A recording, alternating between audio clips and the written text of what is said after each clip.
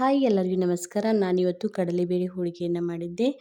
ಯಾವ ರೀತಿ ಮಾಡೋದಂತ ನೋಡೋಣ. ನಾನಿಲ್ಲಿ ಮೊದಲಿಗೆ 1 ಗ್ಲಾಸ್ ಆಗಷ್ಟು ಕಡಲೆಬೇಳೆಯನ್ನು ತೊಗೊಂಡಿದ್ದೆ. 2 ಗ್ಲಾಸ್ ಆಗಷ್ಟು ನೀರು ಹಾಕಿ ಕುಕ್ಕರ್ನಲ್ಲಿ ಚೆನ್ನಾಗಿ ಬೇಳೆಯನ್ನು ಕುದಿಸ್ಕೊಂಡು, ಇವಾಗ ಅದಕ್ಕೆ ಏನಂತಂದರೆ ಬೇಳೆಯನ್ನು ಸಪ್ರೇಟ್ ಮಾಡಿಕೊಂಡು ಅದರಲ್ಲಿ ಸ್ವಲ್ಪ ಬೆಲ್ಲವನ್ನು ಹಾಕ್ಕೊಂಡು, ಆಮೇಲೆ ಏಲಕ್ಕಿ, ಬಡಿಸೊಪ್ಪ, ಶುಂಠಿ ಪೌಡರ್ ಎಲ್ಲ ಹಾಕಿ ಸ್ವಲ್ಪ ಹೊತ್ತು ಇದನ್ನು ಏನಂತಂದರೆ ಬೆಲ್ಲವನ್ನು ಮಿಕ್ಸ್ ಮಾಡಿಕೊಂಡು ಹೂರಣವನ್ನು ರೆಡಿ ಮಾಡ್ಕೊತಾ ಇದ್ದೀನಿ. ಇವಾಗ ಹೂರಣ ರೆಡಿ ಆಯಿತು. ಹೂರಣ ಸ್ಮೂತಾಗಿ ರೆಡಿ ಮಾಡ್ಕೋಬೇಕು. ಮತ್ತು ನಾನು ಏನಂತಂದರೆ ಮೊದಲಿಗೆ ಗೋಧಿ ಹಿಟ್ಟನ್ನು ನಾದಿಟ್ಕೊಂಡಿದ್ದೆ. ಒಂದು 4-5 ತಾಸಾಗಷ್ಟು ಗೋಧಿ ಹಿಟ್ಟನ್ನು ನಾದಿಟ್ಟಿದ್ನಿ. ಇವಾಗ ಏನಂತಂದರೆ ಗೋಧಿ ಹಿಟ್ಟು ಆಮೇಲೆ ಕನಕ ರೆಡಿಯಾಗಿದೆ, ಹೂರಣನೂ ರೆಡಿ ಇದೆ. ಇವಾಗ ಹೋಳಿಗೆಯನ್ನು ಮಾಡ್ತಾಯಿದ್ದೀನಿ. ನಾನು ಯಾವ ರೀತಿಯಾಗಿ ಹೋಳಿಗೆಯನ್ನು ಮಾಡಿದೆ ಅಂತ ನೋಡಿ. ಮತ್ತು ಹೂರಣ ಮತ್ತು ಕನಕ ಚೆನ್ನಾಗಿದೆ, ಹೋಳಿಗೆ ಕೂಡ ಚೆನ್ನಾಗಿ ಬರ್ತವೆ. ಇವಾಗ ನಾನು ಏನಂತಂದರೆ ಒಂದು ಸ್ವಲ್ಪ ಕನಕನ ತೊಗೊಂಡು ಸ್ವಲ್ಪ ಹೂರಣವನ್ನು ತೊಗೊಂಡು ಇವಾಗ ಏನಂತಂದರೆ ಹುಳಿಯನ್ನು ತುಂಬ್ತಾ ಇದ್ದೀನಿ. ಈ ರೀತಿಯಾಗಿ ತುಂಬಿಕೊಂಡು ಏನಂತಂದರೆ ಲಾಡಿಸ್ಕೋಬೇಕು.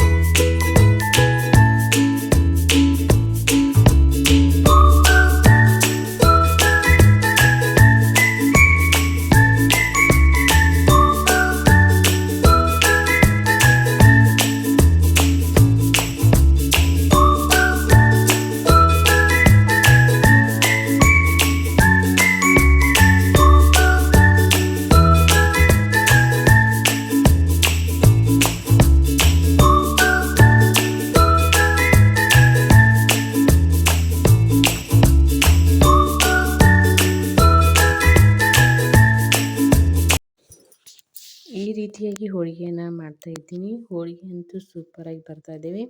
ನಾವು ಇದನ್ನು ಏನಂತಂದರೆ ಎಣ್ಣೆ ಹಚ್ಕೊಂಡು ಕೂಡ ಲಾಡಿಸ್ಕೋಬೋದು, ಇಲ್ಲ ಅಂತಂದರೆ ಹಿಟ್ಟು ಹಚ್ಕೊಂಡು ಕೂಡ ಲಾಡಿಸ್ಕೋಬೋದು.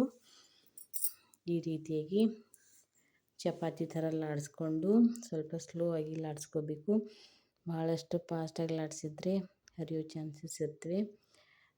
ಇಲ್ಲೇನಂತಂದರೆ ಕನಕ ಮತ್ತು ಹೂರಣ ಚೆನ್ನಾಗಿದ್ರೆ ಹೋಳಿಗೆ ಕೂಡ ಏನಂತಂದರೆ ಚೆನ್ನಾಗಿ ಬರ್ತವೆ. ನೋಡಿ ಇಲ್ಲಿ ಯಾವ ರೀತಿಯಾಗಿ ಹೋಳಿಗೆ ಉಬ್ತಾ ಇದೆ. ಸ್ವಲ್ಪ ಮೇಲೆ ಎಣ್ಣೆಯನ್ನು ಹಚ್ತಾ ಇದ್ದೀನಿ. ನಾನೇನಂತಂದರೆ ಶಿವರಾತ್ರಿ ಇರೋದ್ರಿಂದ ಹೋಳಿಗೆಯನ್ನು ಮಾಡ್ತಾಯಿದ್ದೀನಿ ನೈವೇದ್ಯ ಅಂತ. ನಿನ್ನೆ ಏಕಾದಶಿ ಇತ್ತು, ಇವತ್ತು ಏನಂತಂದರೆ ಹೋಳಿಗೆಯನ್ನು ಮಾಡ್ತಾಯಿದ್ದೀನಿ.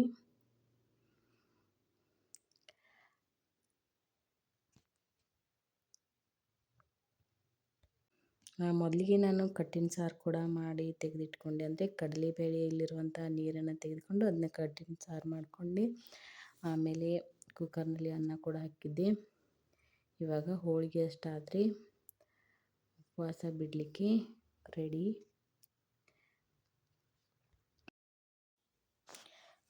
ಓಕೆ ಫ್ರೆಂಡ್ಸ್, ನಿಮಗೆ ನಮ್ಮ ವಿಡಿಯೋ ಇಷ್ಟ ಆದರೆ ಲೈಕ್ ಮಾಡಿ, ಶೇರ್ ಮಾಡಿ, ಕಮೆಂಟ್ ಮಾಡಿ, ಹಾಗೆ ಸಬ್ಸ್ಕ್ರೈಬ್ ಕೂಡ ಆಗಿ. ಯಾವ ರೀತಿ ಹೋಳಿಗೆನ ಮಾಡೋದಂತ ನೀವೆಲ್ಲರೂ ನೋಡಿದ್ರಿ.